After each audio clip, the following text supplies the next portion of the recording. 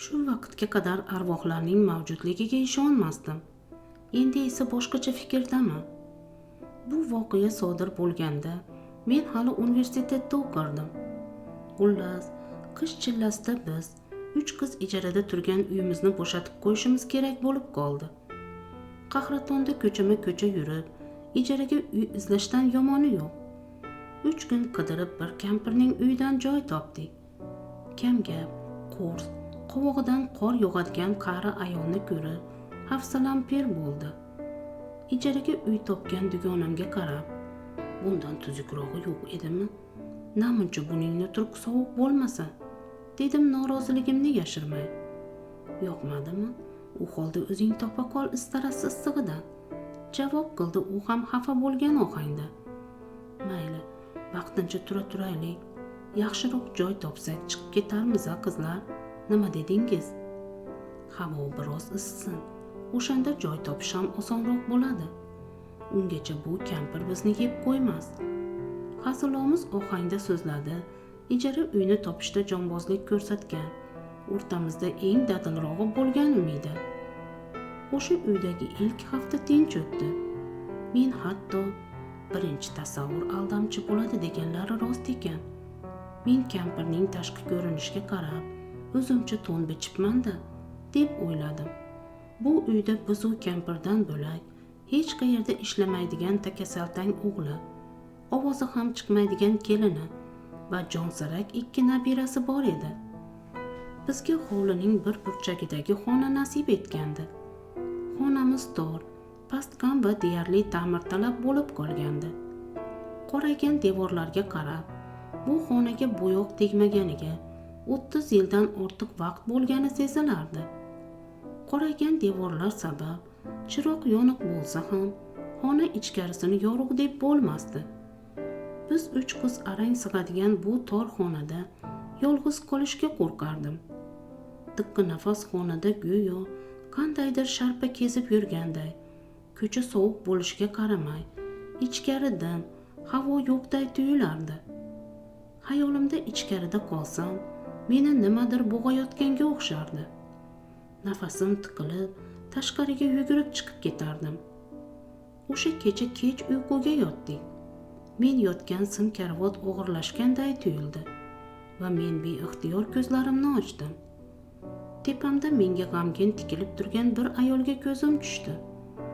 Qosh ko'zlari qop-qora, jingalak sochlari yoyilgan ayolning ko'zidagi chuqur qayg'u va yuzidagi iztirobning izlarini aniq ko'rdim. Egnida oq harir ko'ylak, go'yo ertakdagi malikalarga o'xshardi. U bir zum menga tikilib turdi-da, so'ng 2 qo'li bilan tomog'imdan bo'g'a boshladi. Men uni itarishga, changalidan qutulib ketishga qanchalar urinmay befoyda edi. Dugonalarimni yordamga chaqirmoqchi bo'lar va jon talvasasida tipirchilardim. Endi taqdirga tan berib qimirlamay qolganimda chiroq yondi. Umida yonimga kelib, "Tinchlikmi? Tur, ko'zlaringni och. Senga nima bo'ldi?" deb so'radi. Men ko'zlarimni ochdim. Terlaganimdan ustimdagi kiyimlarim jiqqa ho'l edi. Xayolimda men uyg'oqda edim. Dugonalarim esa uxlagan chog'imda tinmay alahsiraganimni aytishdi. Xullas, o'sha tun chiroqni o'chirmay uxladik. Ertasiga tunda ham shu voqea takrorlandi. Endi men chiroq o'chsa ham vahimaga tushadigan bo'lib qolgandim. Tun yaqinlashaversa yuragim bezillardi. Dugonalarim bilan karavotlarni birlashtirsak ham, go'yo o'sha ayol kelib, har kecha meni bo'g'ardi. O'z-o'zidan ishtaham yo'qoldi. Bo'layotgan voqealar ruhiyatimga ta'sir etib, shu qizdan qo'rqoq qizga aylandim. Qizlarga har tun sodir bo'ladigan voqea haqida so'zlab berdim. Umidaning qo'llaridan tutib, "Iltimos, bu yerdan ko'chib ketaylik", deb yalinib yolvordim. "Mayli, ertadan boshlab ijaraga yangi uy izlayman. Topolmasam yotoqxonaga ko'chishimizga to'g'ri keladi", dedi u. Shu payt xonamizga kampirning kelini kirib keldi. U, "Qizlar chiroqni o'chirishni unutishgan bo'lsa kerak. Qaynonam uyg'onib qolsa, ularga baqirmasin, o'chirib kela qolay deb kelgan ekan. u uchovimiz ham uxlamaganimizni va boz ustiga mening yig'lab turganimni ko'rib xavotirlandi. Ko'z yoshlarim sababini bilgach, bir muddat o'ylanib turdi-da, demak, hali ham ruhi bezovta ekanda bechoraning, dedi g'amga cho'mib. Uchovimiz ham hayrat bilan unga tikildik. 3 insonning hayotini izdan chiqargan bu ayanchli voqea sodir bo'lganiga juda ko'p yillar bo'lgan, deya hikoyasini boshladi u. Mana shu xona asli siz tushingizda ko'rayotgan o'sha ayolga tegishli. U shu xonada yashagan qaynonamning kundoshi. Biz og'zimiz ochilib angrayib qoldik. Biroq uchovimiz ham savol bermay hikoyani oxirigacha tingladik.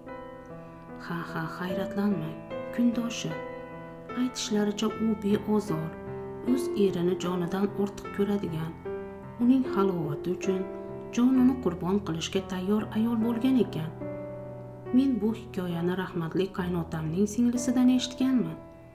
Xullas, o'sha ayol bilan qaynotamning baxtli turmushida bir yagona kemtiklik, ya'ni farzandsiz edi. 10 yil chaqaloq yig'isi chiqmagach, qaynotamning yaqinlari rafiqasiga kun bermay qo'yishgan. Ahvol shu darajaga borib yetganki, atrofdagilarning sovuq munosabatidan yuragi zardobga to'lgan ayolning o'zi axiyri umr yo'ldoshidan boshqaga uylanishini yalinib yolvorib so'ragan.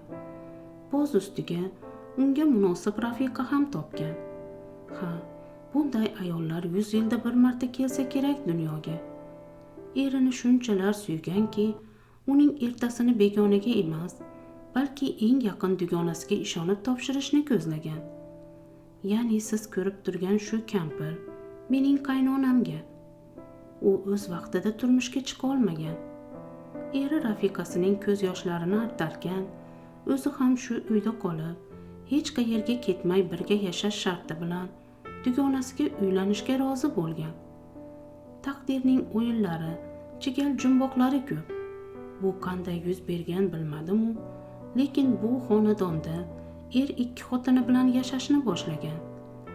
Ikkinchi xotini unga bir o'g'il, ya'ni mening turmush o'rtog'imni tuhfa etgan. Bu hovlida chaqaloqning dunyoga kelgani haqiqiy baxt edi. Bundan ayniqsa to'ng'ich xotinning quvonchi ichiga sig'mas ekan. U yelib yugurib kundoshining xizmatini qilarkan. Inson bardosh qilsa-ku, chinakam baxtga erishadi-ya.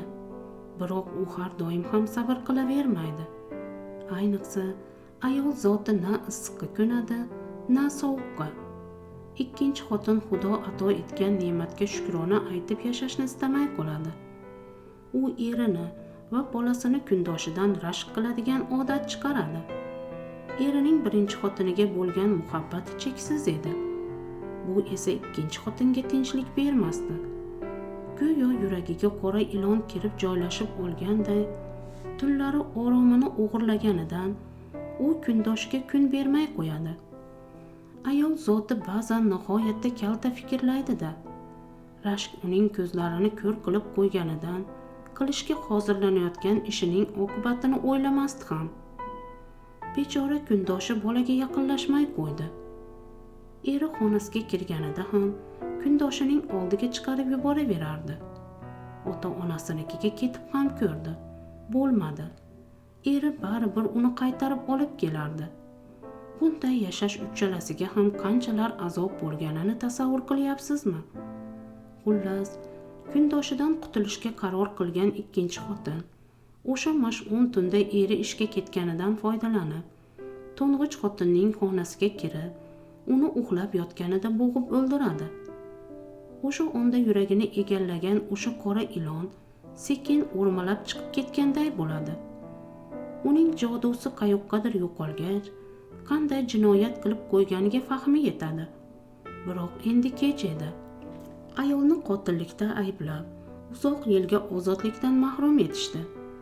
Suygan ayolining dog'ini ko'tara olmagan er esa taqdirning bu zarbasiga bardosh bera olmadi.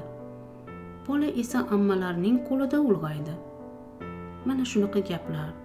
Bu uyda necha marta turli marosimlar o'tkazilganiga qaramay, negadir o'sha ayolning bezovta ruhi hech tinchimaydi.